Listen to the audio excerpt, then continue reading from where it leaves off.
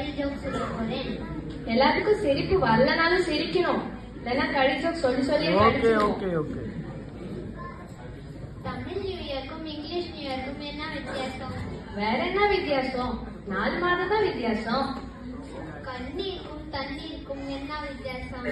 ஒரே ஒரு எழுத்து தான் வித்தியாசம். எந்த டீ நம்ம குடிக்க முடியாது? எந்த டீ குடிக்க முடியாது? கரண்டி தானே. உங்களால குடிக்க முடியுமா? முடியாதுல்ல.